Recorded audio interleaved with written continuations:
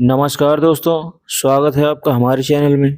दोस्तों, आज की इस वीडियो में हम भारतीय संविधान से संबंधित महत्वपूर्ण प्रश्नों को देखेंगे। ये सभी प्रश्न प्रीवियस ईयर परीक्षाओं में पूछे जा चुके हैं, जो आपके किसी भी आगामी परीक्षा के लिए वेरी वेरी इंपॉर्टेंट होंगे। आइए दोस्तों, स्टार्ट करते हैं। दोस्तों, यदि वीडियो पसंद आए तो प्लीज लाइक कर दीजिएगा और चैनल को सब्सक्राइब कर दीजिए। देखिए पहला प्रश्न, जवाहरलाल नेहरू के अधीन भारत की अंतरिम सरकार का गठन कब किया गया था? इंपॉर्टेंट क्वेश्चन है, एग्जाम में पूछा गया क्वेश्चन है। कब किया गया था? 2 सितंबर 1946 ईस्वी को। इस प्रश्न का सही जवाब है ऑप्शन नंबर सी। आइए इस प्रश्न को डिटेल में देखते हैं। देखिए, कब गठन किया गया था? 2 सितंबर 1946 को। देखिए, 2 सितंबर 1946 को जवाहरलाल नेहरू के नेतृत्व में 11 सहयोगियों के साथ मिलकर अंतरिम सरकार का गठन किया गया था। अंतरिम सरकार में मंत्रिमंडल देखिए कौन था। गृह मामलों एवं सूचना प्रसारण मंत्री कौन थे? सरदार वल्लभ भाई पटेल थे। कृषि एवं खाद्य विभाग में मंत्री कौन थे? राजेंद्र प्रसाद थे। रक्षा मंत्री कौन थे? बलदेव सिंह थे। कानून मंत्री कौन थे? जोगेंद्र नाथ मंडल थे।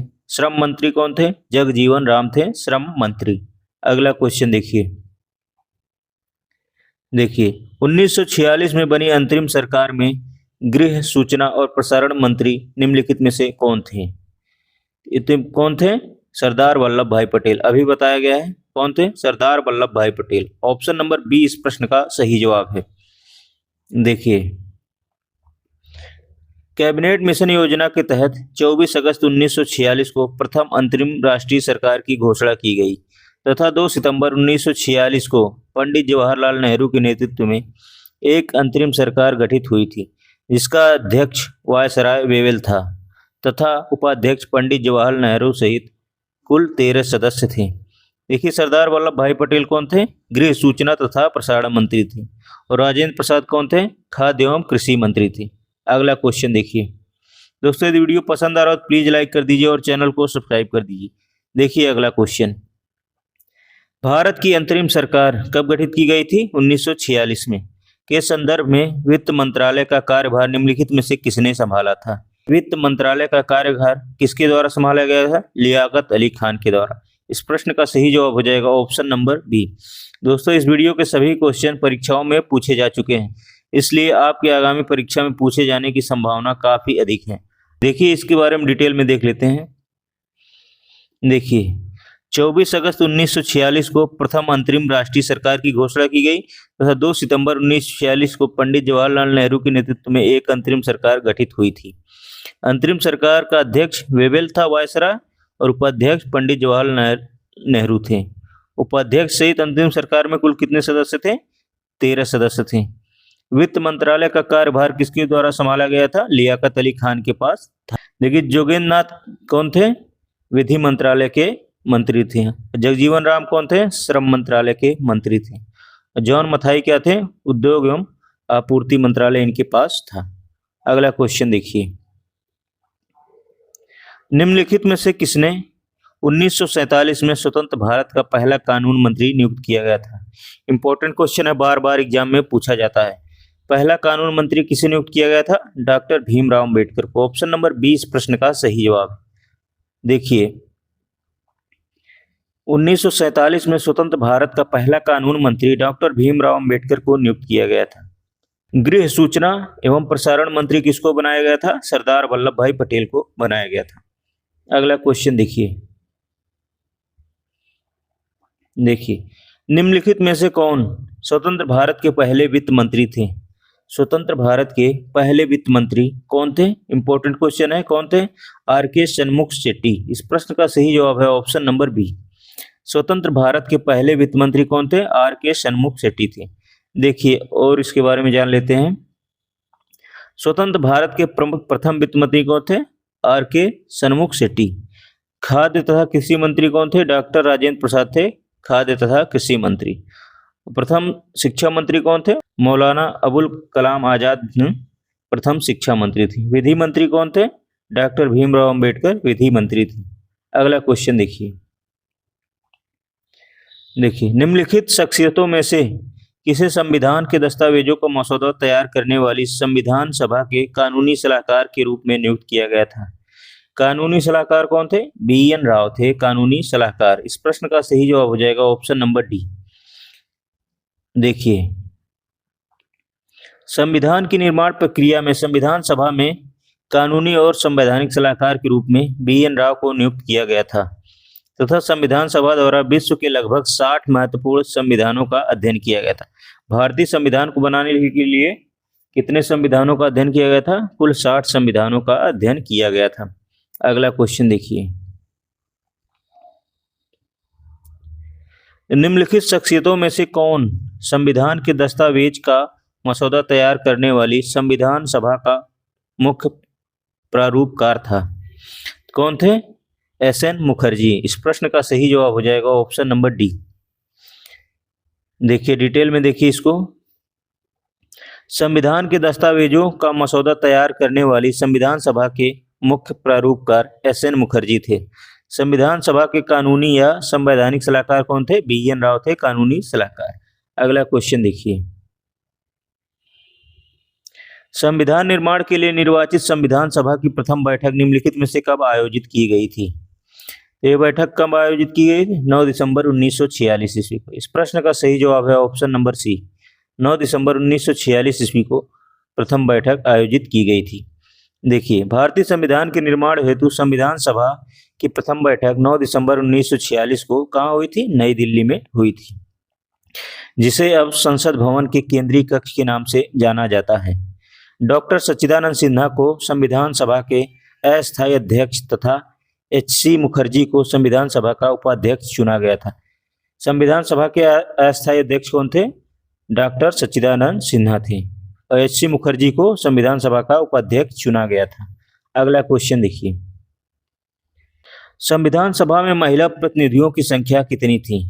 महिला प्रतिनिधियों की संख्या कितनी थी? कुल 15 थी। इस प्रश्न का सही जवाब है ऑप्शन नंबर सी।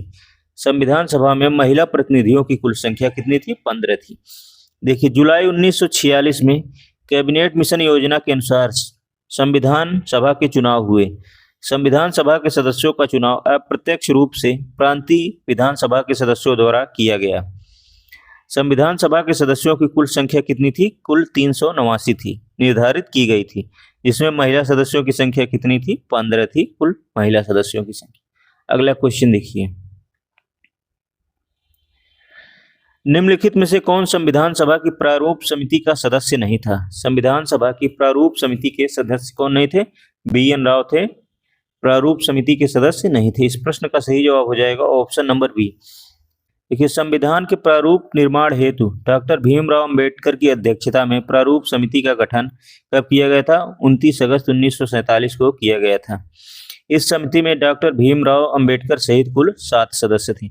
प्रारूप समिति में कुल कितने सदस्य थे? कुल 7 सदस्य थे। देखिए, डॉक्टर भीमराव अंबेडकर थे जो इसके अध्यक्ष भी थे, अल्लादी कृष्ण स्वामी अय्यर थे, N गोपाल स्वामी अयंगर थे। देखिए, और कौन कौन थे? डॉक्टर KM मुंशी थे, सैयद मोहम्मद सादुल्ला थे, N माधवराव थे और T कृष्णमाचारी थे। अगला क्वेश्चन देखिए, निम्नलिखित में से कौन 1946 में मद्रास निर्वाचन क्षेत्र से संविधान सभा के सदस्य चुने गए थे? कौन चुने गए थे? अम्मू स्वामीनाथन। इस प्रश्न का सही जवाब है ऑप्शन नंबर बी। देखिए, अम्मू स्वामीनाथन 1946 में मद्रास निर्वाचन क्षेत्र से संविधान सभा के लिए चुनी गई थी। अम्मू स्वामीनाथन ने मौलिक अधिकारों और निर्देशक सिद्धांतों पर बात की थी। स्वतंत्रता के बाद अम्मू स्वामीनाथन 1952 में पहली लोकसभा और बाद में 1954 में राज्यसभा के सदस्य चुनी गई थी। देखिए, हंसा जीवराज मेहता कहाँ से चुने गए थे? बम्बई से चुने गए थे। और कमला चौधरी कहाँ से चुने गए थे? उत्तर प्रदेश से चुने गए थे। और बेगम एजाज रसूल कहाँ से चुने गए थे? ये भी उत्तर प्रदेश से चुने गए थे। अगला क्वेश्चन देखिए, संविधान सभा की मसौदा समिति में कितने सदस्य शामिल थे? कितने सदस्य थे? 7 सदस्य थे। अभी बताएगा ऑप्शन नंबर सी इस प्रश्न का सही जवाब है। प्रारूप समिति यानी कि मसौदा समिति में कुल 7 सदस्य थे। देखिए, प्रारूप समिति का गठन 29 अगस्त 1947 को हुआ था। इस समिति के अध्यक्ष डॉक्टर भीमराव अंबेडकर थे। इसमें कुल 7 सदस्य थे। अगला क्वेश्चन देखिए, संविधान सभा ने किस वर्ष में भारत के लिए एक मसौदा संविधान तैयार करने के लिए डॉक्टर भीमराव अंबेडकर की अध्यक्षता में मसौदा समिति का गठन किया था? कब किया था? 1947 में। इस प्रश्न का सही जवाब है ऑप्शन नंबर सी। कब किया गया था? 29 अगस्त 1947 को गठन किया गया था। इसके अध्यक्ष डॉक्टर भीमराव अंबेडकर थे। देखिए, प्रारूप समिति के अध्यक्ष होने के कारण डॉक्टर भीमराव अंबेडकर को संविधान निर्मात्री का संज्ञा दी जाती है।